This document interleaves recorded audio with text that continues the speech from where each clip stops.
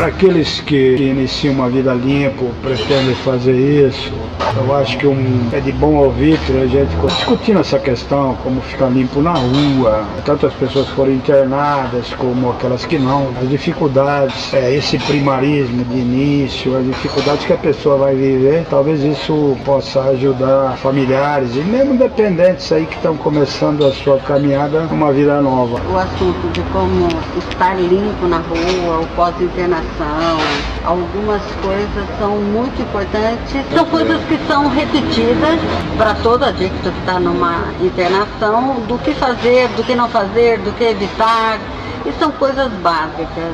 A importância é muito grande disso. Muitas vezes não se entende o porquê. O ser humano, ele quer desafio para se sentir capaz, que é o maior prazer do ser humano, né? Se sentir capaz. Depois de ter consciência da doença que o adicto tem, ele tem que refletir sobre quais desafios ele vai enfrentar, o que dá para ele e o que não dá. Às vezes, entendendo ou não o evite, é fundamental que se evite. Belo trocadilho, muito bom. Eu acho que o que poderia se considerar é que são duas vidas, né? Aliás, é muito mais interessante você ter uma sobrevida do que só uma vida. Eu particularmente acredito que tem um período de formação, que a infância é fundamental entender, né, as relações, a relação de poder da família com aquela criança que futuramente poderá ser um dependente, traz isso, essa aptidão no seu físico, e depois todo um tempo onde a pessoa vai tentar suprir as suas dificuldades usando droga, buscando segurança, alegria, como a Yara acabou de dizer aí. Então, para que eu saia de um sistema de condicionamentos que estão muito arraigados dentro de mim e consiga ir para outra vida, tem que haver um programa que apoie isso. É como se fosse uma espécie de tutela. Eu preciso de alguém ou alguma coisa que me ajude a ascender a uma vida onde eu construa uma qualidade mínima para poder me manter limpo. Eu acho que quando a gente passa um período de tempo, né, internado, meses, 4, 5, 6, às vezes até mais, né, em uma comunidade, é evidente que a gente passa aí por algumas reflexões, né, pelo autoconhecimento, para olhar para a sua própria vida. E quando você está na rua, você está sendo a todo momento estimulado por coisas que nem sempre eu vou conseguir dar conta daquilo, né, sem buscar alguma coisa que possa me dar uma condição de enfrentar nessas situações. A gente precisa realmente de alguma coisa que nos tutele, né? O ideal seria que eu tivesse uma autotutela, né? Mas isso depende de uma construção longa, depende também de cada indivíduo, né? Então eu preciso de alguns mecanismos muito rápidos e imediatos que me dão uma condição de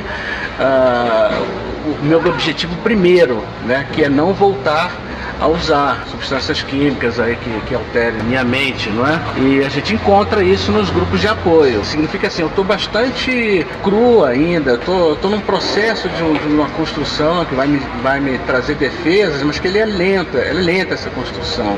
E os grupos me dão uma mão imediata ali para que eu não encontre uma situação de frustração, de insucesso, de volta ao uso muito rápido. Sobre a tutela, né, de ser tutelado, é muito interessante essa questão, porque existem vários tipos, né, de pessoas que têm o problema da adicção. De uma maneira geral, eu posso falar sobre dois, não que existam dois apenas, mas tem aquele que é norteado pela rebeldia, que ele apressa as coisas, ou ele quer ser do contra, ou ele quer impor algo que pensa que é o legal, enfim. E se mantém numa imaturidade por muito tempo, na tentativa e no erro. E quando a gente vai para o empirismo, no acerta ou erra, né, a gente erra pra caramba. E às vezes não se apercebe dos erros, porque tem um incômodo muito grande interno. Então eu tenho que provar, eu tenho que provar, eu tenho que provar a mim mesmo, ao mundo, ao meu pai, à minha mãe, enfim, né? Baixar a guarda e dizer, não, me dá um toque aí porque eu não sei como é que faz. Ô mãe, como é que faz bolo de fubá?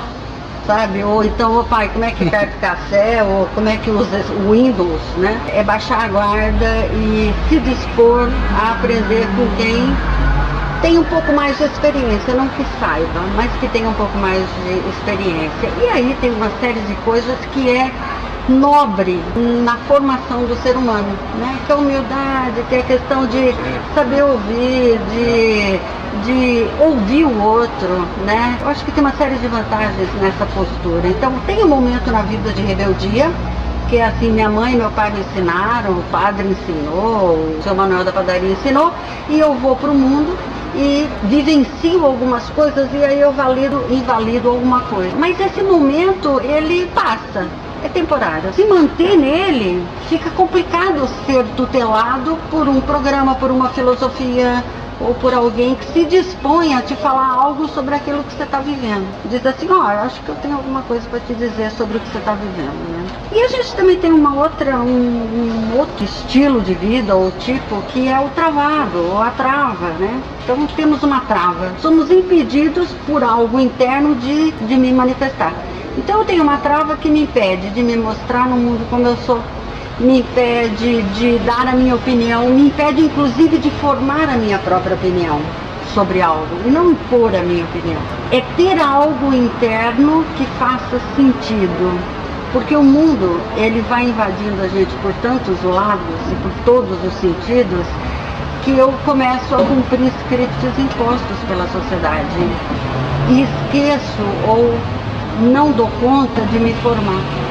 Então eu preciso de ajuda nesse momento. O dependente químico, ou dependente de uma forma geral, eu acho que com um pouco mais de necessidade do que um ser normal sem a adicção. Não o normal, mas sem a adicção. Porque a adicção atrapalha muito, ele distorce muito, ele provoca comportamentos, né, que a sociedade desclassifica. Então vai dificultando.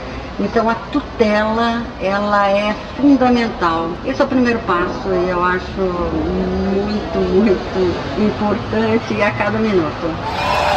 Existe um fato, assim, eu acho que o único grande fato fundamental, eu usando, eu me tornei incompetente para continuar usando uma substância qualquer e que eu navego para o outro. Então, na medida em que eu vou envelhecendo naquela forma, eu me canso, eu vou me exaurir e ter que parar. Eu acho que a única coisa que a gente consegue realmente parar é parar de usar a substância, porque aquilo se tornou muito difícil, tornou a vida quase que impraticável em função do uso. Muita gente chega em indigência nesse aspecto. Agora, na medida que eu paro, sobram as questões que me formam para usar, quer dizer, todo eu está em ebulição e dá em substância. Eu, de repente, eu fico assim nessa prática durante anos. E quando eu me sobro limpo, quando eu me sobro abstinente, eu me vejo cheio de... São as dificuldades que me remetiam para o uso. E como é impossível de usar, eu preciso melhorar os níveis. Por exemplo, se você pegar uma pessoa bastante brava, irritada, ela vai continuar com esse padrão. Ela não vai, de repente, se tornar um Buda ou um Dalai Lama. Ela pode até comprar os livros do Dalai Lama e deixar ele feliz. Há questões do comportamento, do caráter, questões básicas que me pertencem e que não vão ser alteradas assim, quer dizer, vão ser melhoradas na emergência de não poder usar. Então eu não vou me tornar um ser voante em função de ter parado de usar, muito embora existam pessoas que tentem passar essa maneira teatralizada de olha pra mim, que herói que eu sou, olha que eu fiz e tal, porque o mundo hoje é muito isso, né? No mundo do shopping, né? Onde as pessoas primam pela aparência, né? E tentam mostrar muito do que não são.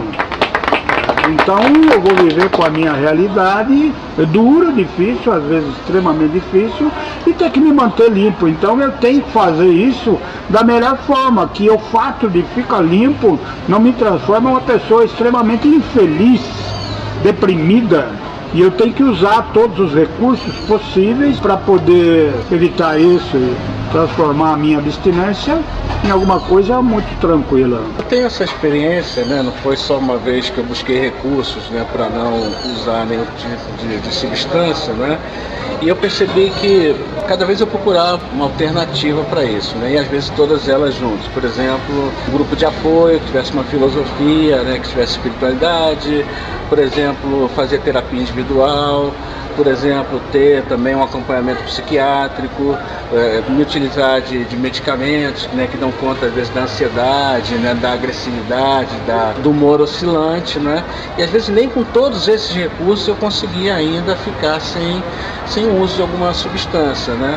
Eu acredito que hoje a gente tem um quadro aí, né, triste, né, de que a maioria das pessoas que se tratam para o problema da dependência química, elas acabam voltando ao uso, embora todas essas propostas e todos esses recursos. Então a gente precisa pensar naqueles recursos prioritários, né, que vão dar conta para aquele momento exato em que eu não estou conseguindo realmente dar conta, né? Não consigo ter autocontrole, autodomínio, eu preciso de uma ferramenta imediata para que eu não retorne, porque retornar ao uso não é alguma coisa que, pô, usei, parei, voltei de novo, né, a não usar. Não, realmente aquilo parece que destrói tudo, aquilo que eu construí em algum tempo em que eu fiquei numa abstinência. Então eu preciso de um mecanismo que ele seja de uso rápido, acessível, fácil, a enfrentar essa situação, que é o problema da maioria, não é? Eu acho que nesse período de transição de uma vida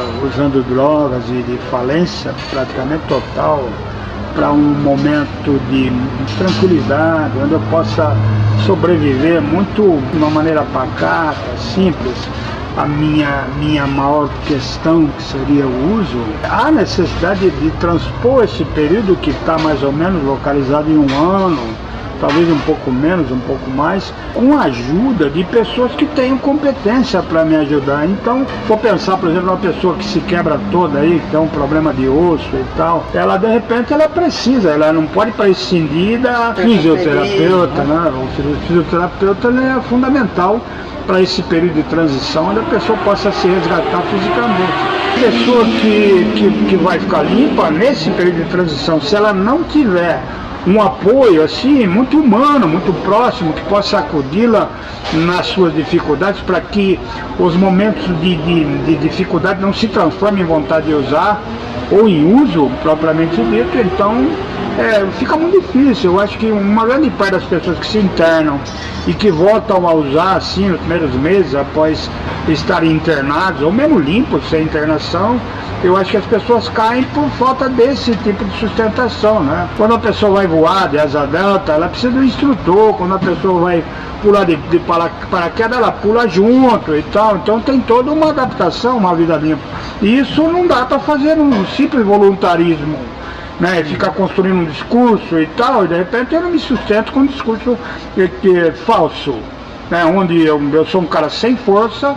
Eu quebrei, eu sou um falido, e do falido eu vou conseguir me levantar. Então o poder superior, ou a força superior que vai me auxiliar nesse princípio poderão ser pessoas em carne e osso. A minha origem não me recomenda uma grande crença, né? No lugar que eu venho não há uma crença, né, que me sustente. Então os grupos anônimos, eles têm uma forma muito interessante, que é a forma do apadrinhamento, que são pessoas que têm capacidade de ajudar e que vão acompanhar ele nessa caminhada aí, né? Então a tutela, a princípio, ela tem que ser humana, física, alguém que possa me ajudar, e depois uma tutela mais no plano intelectual, né? Onde eu consiga me suprir e me transformar em alguém que também ajude os outros.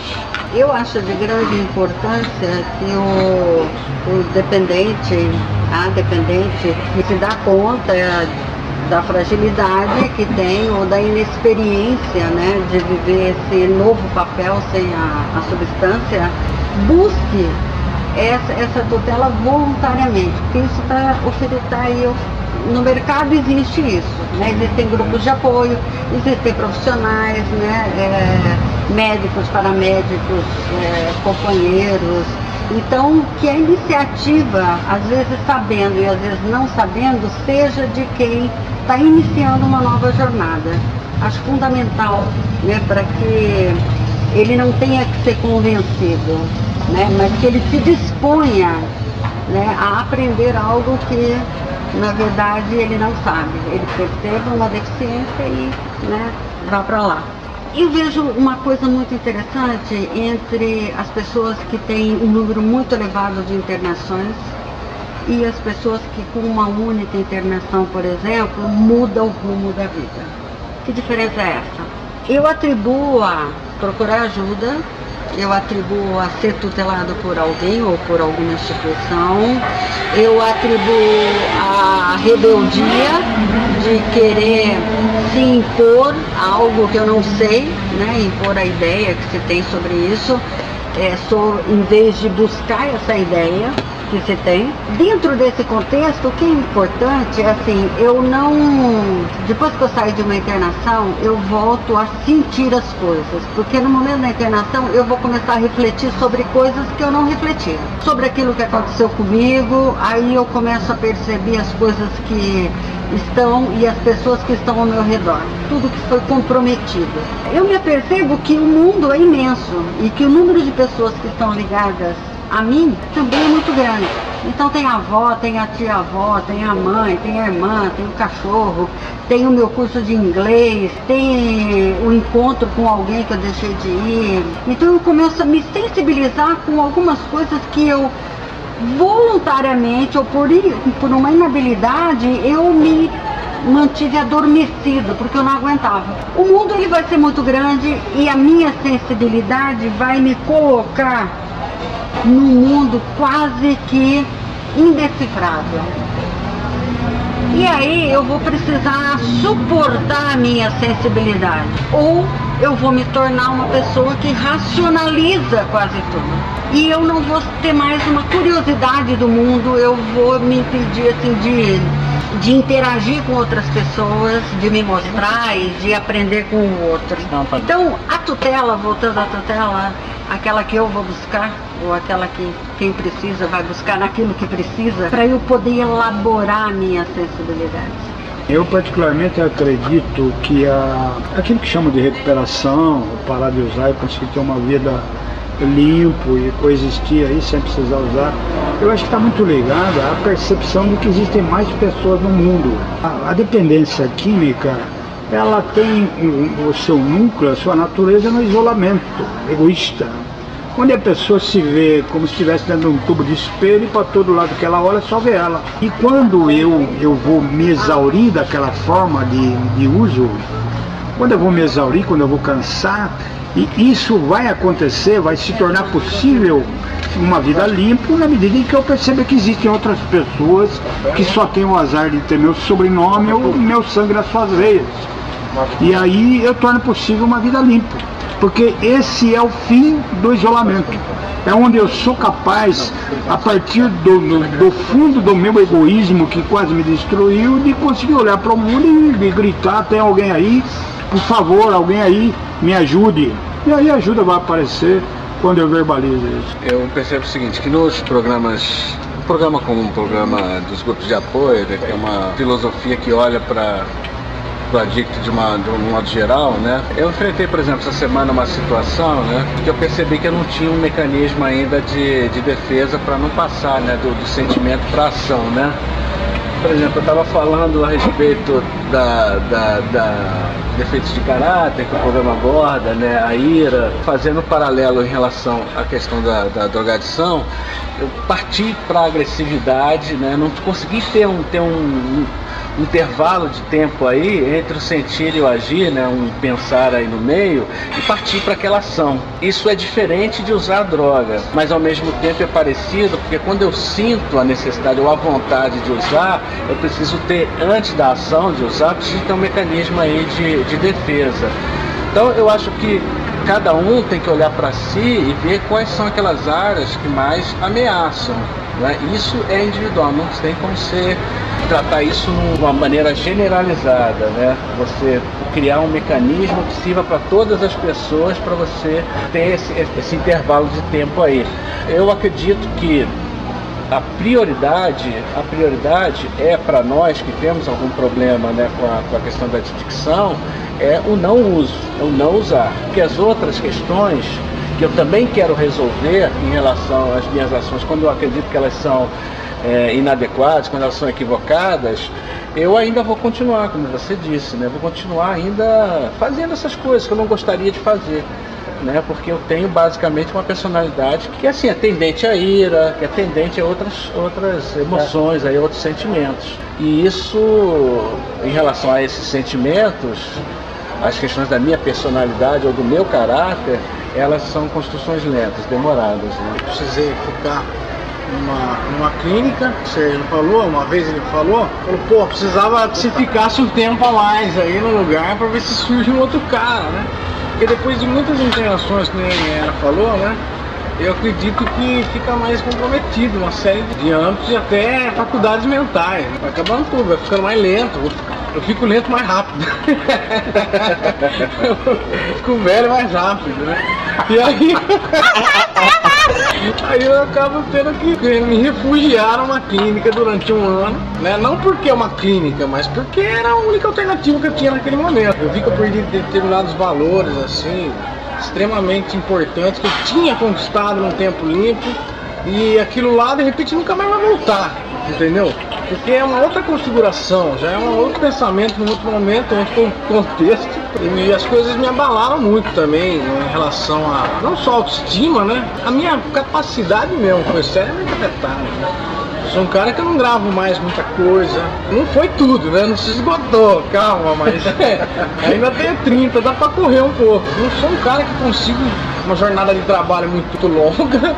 Sou um cara que o cigarro dentro acabou comigo, junto com as outras substâncias, e hoje eu tive que me refugiar na clínica pra esperar o tempo passar. Pô, o que seria isso, né? O que o tempo diria a respeito nesse sentido, né? Por que esse tempo teve que ser maior, teve que ser dessa maneira, e por que para a maioria das pessoas tem que ser realmente dessa maneira? Parece que eu vejo, no âmbito que eu trabalho, eu vejo que as pessoas que têm várias internações acabam tendo que recorrer a esse mesmo recurso.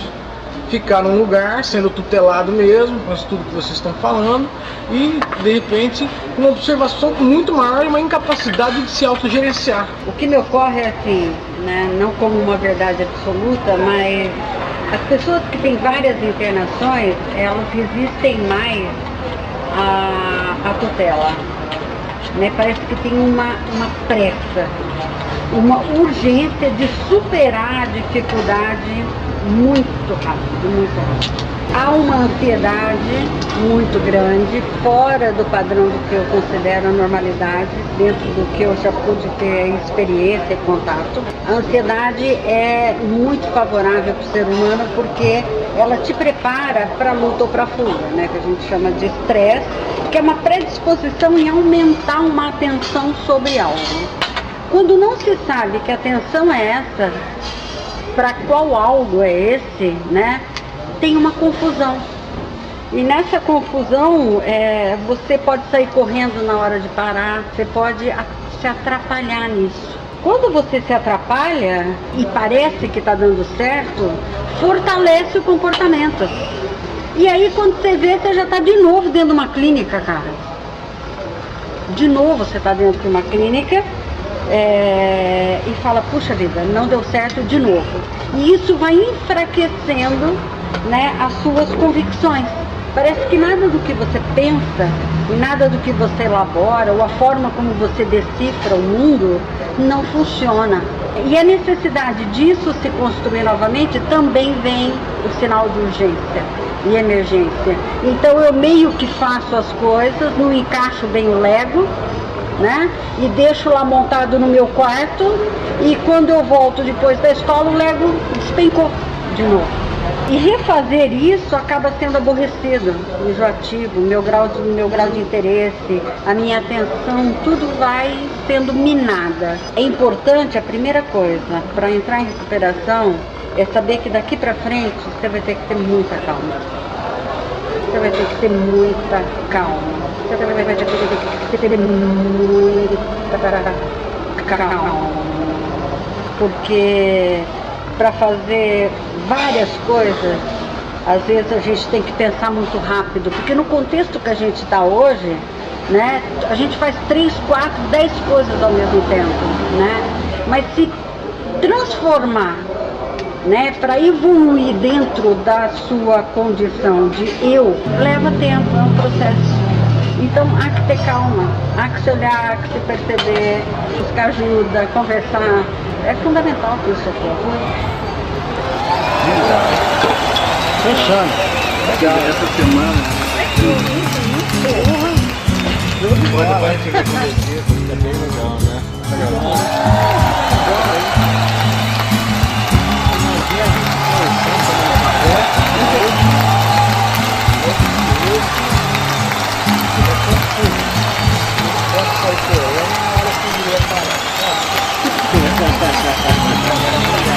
O ouvinte falou uma coisa que é verdade. Fazia nada trabalhar.